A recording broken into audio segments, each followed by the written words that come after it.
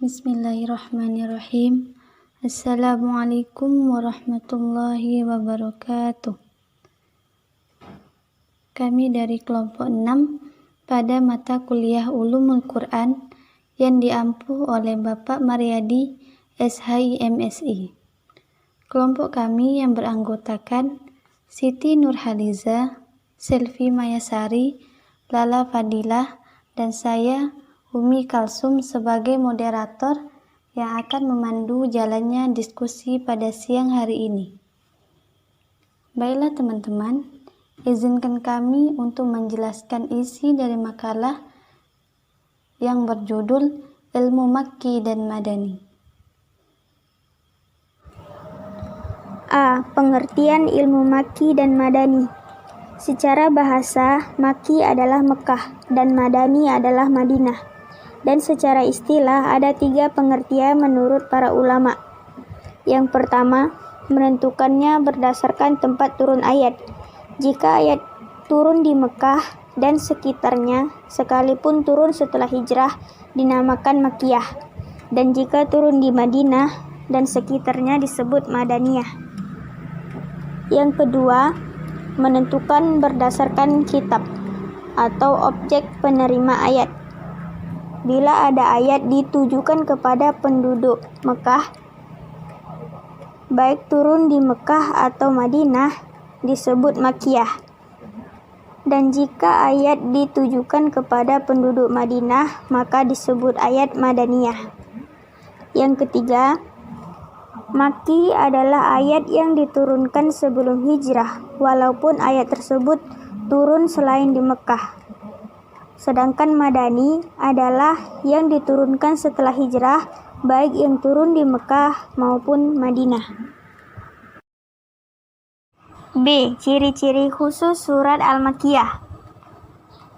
Yang pertama, kata-kata atau kalimat yang dipergunakan. Ada kata-kata atau kalimat yang menjadi ciri-ciri dari ayat-ayat Al-Quran yang diturunkan di Mekah, di antaranya memiliki ayat atau suku kata yang pendek-pendek. Kata-kata yang digunakan sangat mengesankan. Kalimat yang digunakan juga tergolong fasih dan balik. Banyak kasam, tasbih, dan amsal. Gaya bahasa yang digunakan jarang sekali bersifat konkret maupun realistis dan materialis. Kebanyakan dalam surat terdapat lafaz kalla dan ya ayyuhan nas. Yang kedua, kandungan atau isi. Selain contoh di atas, kita juga dapat memperhatikan isi yang terkandung dalam surat atau ayat tersebut.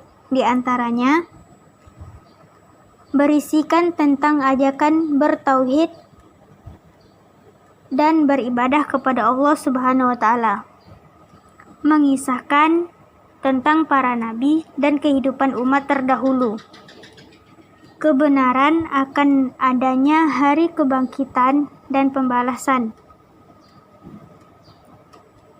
Penjelasan tentang surga dan neraka. Dan argumentasi yang ditujukan untuk orang-orang musyrik, yaitu dengan mempergunakan bukti-bukti rasional serta ayat-ayat kauniyah. C. Ciri-ciri khusus Surah Al-Madaniyah. Surah Al-Madaniyah ini merupakan wahyu dari Allah kepada umatnya dalam bentuk ayat atau surah-surah yang diturunkan oleh Allah, tepatnya ketika Rasulullah SAW telah berhijrah ke Madinah. Adapun ciri-ciri dari ayat atau surah yang tergolong Al-Madaniyah ini diantaranya adalah: yang pertama, kata-kata atau kalimat yang dipergunakan. Ayat atau surah-surah yang tergolong Al-Madaniyah mempergunakan kata-kata atau kalimat yang bermakna mendalam, kuat, dan juga kokoh. Dan yang kedua, kandungan atau isi. Di dalamnya berisikan tentang kewajiban bagi setiap makhluk serta sanksi-sanksinya, seperti perintah untuk beribadah serta beramal soleh, perintah untuk berjihad, perintah kepada ahli kitab untuk masuk Islam, perintah untuk dakwah, dan lain sebagainya. D. Cara-cara mengenali surah Makkiyah dan Madaniyah. Untuk mengetahui dan menentukan Makkiyah dan Madaniyah, para ulama bersandar pada dua cara utama, manhaj simai nakli atau metode pendengaran seperti apa adanya, dan manhaj kiasi ijtihadi atau menganalogikan dan ijtihad.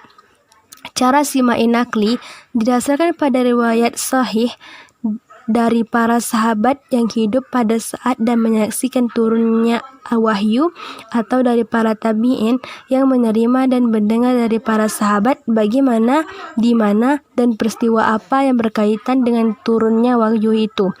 Sebagian besar penentuan Makkiyah dan Madaniyah itu didasarkan pada cara pertama, dan contoh-contoh di atas adalah bukti paling baik baginya. Penjelasan tentang penentuan tersebut telah memenuhi kitab-kitab tafsir Bi al-Ma'sur, kitab Asbabun Nuzul, dan pembahasan-pembahasan mengenai ilmu-ilmu Al-Quran. Cara kiasi ijtihadi didasarkan pada ciri-ciri Makkiyah dan Madaniyah. Apabila dalam surah Makkiyah terdapat satu ayat yang mengandung ayat Madaniyah atau mengandung peristiwa Madani, maka dikatakan bahwa ayat itu Madaniyah, dan sebaliknya. Bila dalam satu surah terdapat ciri-ciri Makki, maka surah itu dinamakan surah Makkiyah dan sebaliknya.